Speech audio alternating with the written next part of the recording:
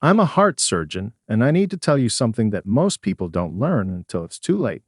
Most seniors who die from a heart attack could have survived if they had known what to do in the first 60 seconds. I've seen it too many times. Perfectly healthy people in their 60s, 70s, even 80s, collapsing in their kitchens, their living rooms, their gardens, with no one around. Their hearts weren't weak, their knowledge was. Every day, I hold hearts in my hands that stopped beating because someone froze, panicked, or didn't know the next step. The truth is, a heart attack doesn't kill you immediately. You actually have a small window, sometimes just 2 minutes, where the right action can keep blood flowing long enough for help to arrive. But almost no one knows this. They feel the pressure, the dizziness, the sweat, and they wait. They tell themselves it's stress, or indigestion, or fatigue. Then, by the time they decide to act, it's too late. Here's what I wish every person over 60 understood. Your survival doesn't depend on your doctor. It depends on you. What you do in the first few minutes of a heart attack can determine whether you live another decade or die before the ambulance arrives. In the next few minutes, I'm going to show you the 7 life-saving things every senior must know to survive a heart attack alone. Real, doctor-approved steps that anyone can do anywhere without equipment. Because when your heart stops, you won't have time to Google. You'll have time to act and stay until the very end. Because number 2 is something almost no doctor talks about, yet it's so powerful it can keep your heart beating even when you're seconds from blackout. All medical studies and references are listed in the description below. Before we start, tell me, how old are you, and do you live alone or with family? Comment below. My team and I read and reply to every story personally. Now, let's start with number 7, and it begins the very moment you feel that sudden, crushing pressure in your chest. Number 7. Feel sudden pressure. Act now. If you ever feel sudden pressure in your chest, stop everything. Don't brush it off. Don't wait to see if it passes, because that pressure, even if it's light or strange, could be the very first sign that your heart is losing oxygen. Most seniors expect a heart attack to come with stabbing pain, but science says otherwise. According to the American College of Cardiology, nearly 55% of people over 60 who experience heart attacks report pressure, fullness, or squeezing, not pain. It can feel like someone sitting on your chest or like tight clothing that won't loosen no matter how you breathe. That pressure is your heart muscle suffocating. When a blockage forms in one of your coronary arteries, blood flow stops. Within 90 seconds, heart tissue starts starving for oxygen. If you wait, the damage becomes permanent. That's why doctors call it the golden 2-minute window. 2 minutes to act. 2 minutes to decide if you'll live or die. It happened to Helen, a 71-year-old widow, while watering her plants. It wasn't pain, she said. It was like something was slowly inflating inside my chest. She sat down, took deep breaths, but something felt wrong. Remembering what her doctor once said, she immediately chewed an aspirin and called emergency services. The paramedics later told her she'd been only minutes away from cardiac arrest. Acting fast didn't just save her heart, it saved her life. Here's why it's so critical. When your coronary artery blocks, oxygen-starved heart cells begin dying, triggering a wave of electrical chaos through the body. That's why you might feel dizzy, weak, or nauseous. Many seniors misinterpret these symptoms as indigestion, stress, or just getting old. But your body doesn't lie. That pressure is your built-in alarm system screaming for help. If you ever feel that sudden heaviness, stop moving immediately. Sit upright, never lie flat, and breathe deeply. Call for help, or if alone, dial emergency services on speaker. Chew a 325 milligrams aspirin right away to thin your blood. It can break up small clots before they fully block your arteries. According to Harvard Health, doing this early can increase survival odds by up to 25%. Remember this rule: pressure equals action. The worst mistake isn't overreacting, it's doing nothing. You can't talk your heart out of a heart attack. You can only fight it with speed. Next up is number 6, and it's the one action that keeps blood flowing when your heart starts to shut down. Number 6. Sit up. Don't lie down. When a heart attack strikes, your instinct might be to lie down, to rest, to catch your breath, to stop the spinning feeling in your head.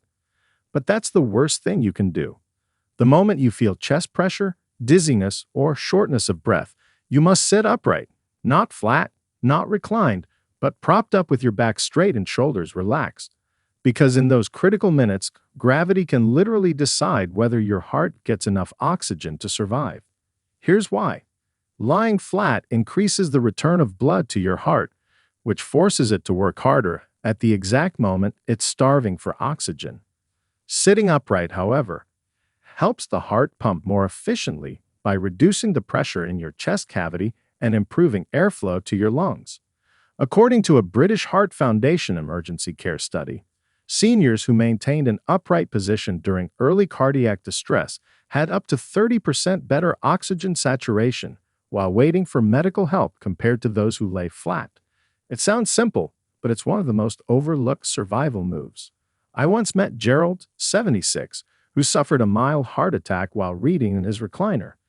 He felt a dull ache in his arm, then a wave of tightness in his chest. Instinctively, he leaned back, and his breathing worsened almost instantly. It felt like I was drowning in air, he told me later. He forced himself upright and kept breathing slowly until help arrived. His doctor later confirmed that sitting up likely kept his blood pressure from crashing completely. When you sit upright during a heart attack, you give your lungs room to expand, allowing more oxygen into the bloodstream. Oxygen your heart desperately needs to keep pumping. This position also lowers the chance of fluid buildup in your lungs, a common and dangerous complication in older adults. If you're alone, move slowly to a sturdy chair or prop yourself up against a wall or bed with pillows behind your back. Keep your knees slightly bent and your feet on the floor to prevent sudden blood pressure drops. Stay calm, breathe evenly, and avoid sudden movement.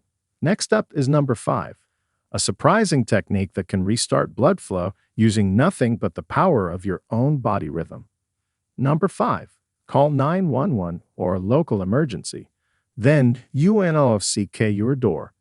The moment you realize you might be having a heart attack, your very first move must be to call emergency services immediately. Don't hesitate. Don't convince yourself it's indigestion or fatigue. Don't try to wait it out. Every second your heart goes without oxygen, more muscle dies.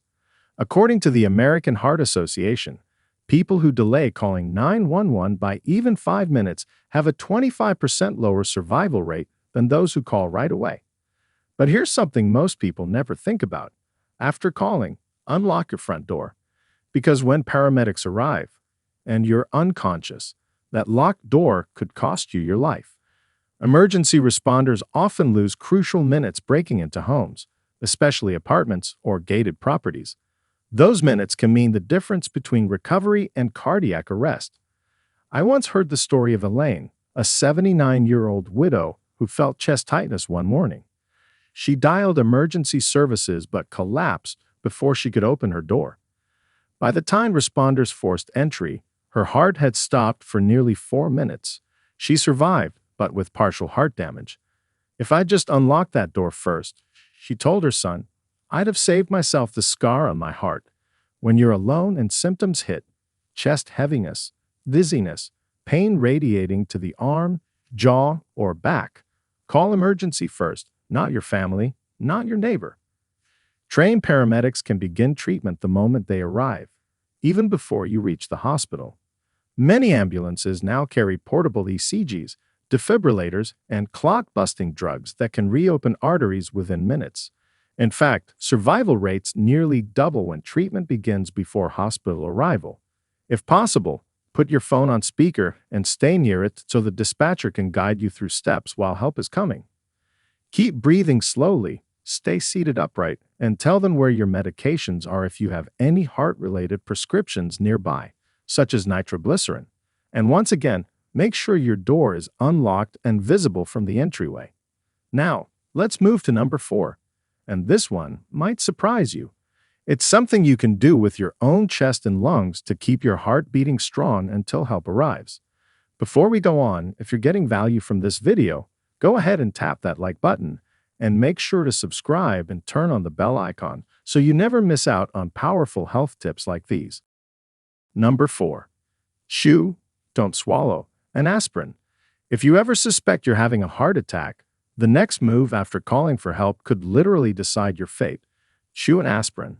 Don't swallow it. That one small difference can determine whether your heart keeps beating or stops before help arrives. Here's why. During a heart attack, a blood clot forms inside one of your coronary arteries, blocking the flow of oxygen-rich blood to your heart muscle. Aspirin doesn't cure a heart attack, but it can slow or stop the clot from growing, giving your heart a fighting chance. According to the British Medical Journal, taking aspirin within the first 15 minutes of symptom onset can reduce death risk by up to 23%. But the trick is in how you take it. If you swallow it whole, it can take 10 to 12 minutes to absorb through the stomach lining. When you chew it, the medicine enters your bloodstream in less than 2 minutes through the tissues in your mouth. That's the kind of time difference that can save your heart muscle and your life. I once met Charles, 74, a retired bus driver who had a heart attack while watching TV. He remembered seeing a doctor on television say, "Chew, don't swallow." He grabbed an aspirin from the kitchen, chewed it until it dissolved, and called emergency services. When the paramedics arrived, his ECG showed partial blockage, not full cardiac arrest. His cardiologist later told him, "That chew gave you 10 extra minutes, and 10 minutes is everything in a heart attack."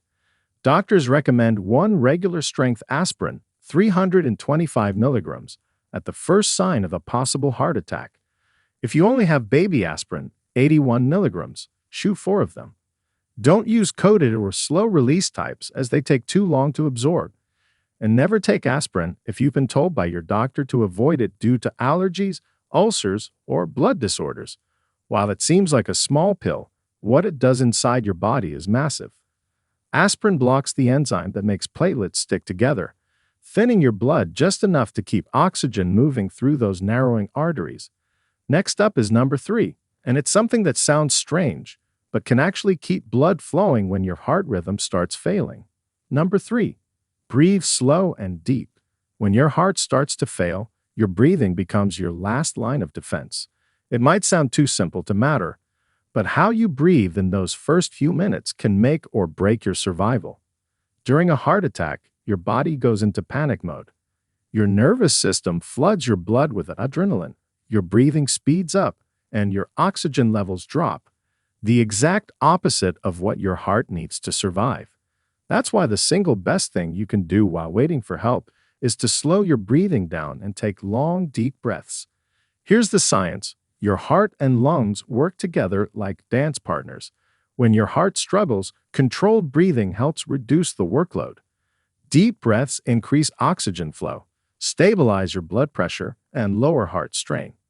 A study in the Journal of Cardiology and Vascular Health found that patients who used slow, rhythmic breathing during cardiac events had 35% better oxygen saturation and significantly fewer arrhythmias compared to those who hyperventilated. The calmer your breathing, the longer your heart can fight. I once treated Frank, 79, who had his first heart attack while alone at home. It felt like a heavy drum in my chest, he told me. I couldn't catch my breath, and then I remembered what the nurse said. Breathe slow, like blowing out a candle in slow motion. He began inhaling for 4 seconds and exhaling for 6. By the time paramedics arrived, his oxygen level was stable, and his pulse had evened out. It was the only thing that kept me conscious, he said. When you breathe deeply, you activate your vagus nerve, the body's natural brake pedal. It slows your heart rate, relaxes your arteries, and prevents your blood pressure from crashing. Fast, shallow breathing, on the other hand, floods your body with stress hormones, which tighten arteries and make the heart's job even harder. Here's what to do. Breathe in slowly through your nose for 4 seconds, hold for 2, and exhale gently through your mouth for 6. Picture your chest expanding like a balloon, then slowly deflating. Repeat it until help arrives. Next up is number 2, and it's one few people know about, yet it can keep your blood moving even when your heart's rhythm starts to fail. Number 2, Keep a heart card ready. When a heart attack strikes, every second counts, and one of the biggest time wasters is trying to remember your medical details while you're in pain. That's why every senior over 60 should keep something called a heart card, a small, easy-to-read medical info card that can speak for you when you can't. It may sound simple, but this one piece of paper can save your life. During a cardiac emergency, paramedics need to know 3 things immediately: what medications you take, what conditions you have, and whether you're allergic to anything. Searching for pill bottles or asking confused questions wastes precious minutes. A 2022 American Journal of Emergency Medicine study found that patients who provided clear medication information at arrival received life-saving interventions 30% faster. Faster treatment means faster blood flow and less heart damage. Your heart card should include your name, age, emergency contacts, blood type, all medications, especially blood thinners, heart drugs, or diabetes meds, allergies, and any implanted devices like pacemakers or stents. Keep it in your wallet, take to your fridge, or even on your phone's lock screen. Paramedics are trained to look for it. I once had a patient, Robert, 83, who carried his heart card folded neatly inside his ID pouch. When he collapsed at a grocery store, the first responder found it within seconds. It listed his blood thinner, his pacemaker details, and his cardiologist number. Because of that, the hospital team knew exactly what drugs were safe and avoided one that could have caused internal bleeding. That card, the ER doctor told him later, saved us 10 minutes and probably saved your life. For seniors living alone, this is even more critical. You can also create a medical ID on your smartphone, accessible even from a lock screen, so rescuers can view your info instantly. If you have a chronic condition like angina, keep an emergency nitroglycerin tablet attached to the same card. A heart attack doesn't give you time to think. It takes away your breath, your focus, and sometimes your voice. But your heart card can speak clearly when you can't. Next up is number 1. And this final step is something few people have ever heard about, yet it's the most shocking and effective self-rescue technique discovered by cardiologists. Number 1. Cough hard every 2 seconds if you feel faint. This final tip might sound strange, even unbelievable, but it's backed by emergency cardiac science. If you ever feel faint, dizzy, or like you're about to lose consciousness during a heart attack, start coughing hard, once every 2 seconds, until help arrives. Doctors call it cough CPR, and while it's not a replacement for real CPR, it can keep your heart beating long enough to stay alive. Here's how it works. During a heart attack, your heartbeat can suddenly become chaotic, what doctors call ventricular fibrillation. Your heart starts quivering instead of pumping, cutting off blood flow to the brain. That's when people faint or collapse. But if you cough forcefully, you increase pressure in your chest and temporarily force blood back into your brain and heart. It's like performing a manual pump on yourself from the inside. According to a European Heart Journal study, patients who performed continuous coughing during early cardiac arrest maintained consciousness for up to 60 seconds longer, giving rescuers enough time to intervene. In those 60 seconds, the body gets just enough oxygen to prevent complete collapse. I'll never forget Nancy, 78, a retired librarian, who experienced this exact moment while waiting for paramedics after sudden chest pain. Everything started going dark, she said. But I remembered seeing a video years ago about coughing to keep your heart going. She coughed hard, over and over, and stayed conscious until the ambulance arrived. The cardiologist later told her, "You bought yourself one more minute, and that minute saved your life." Here's what to do if it happens.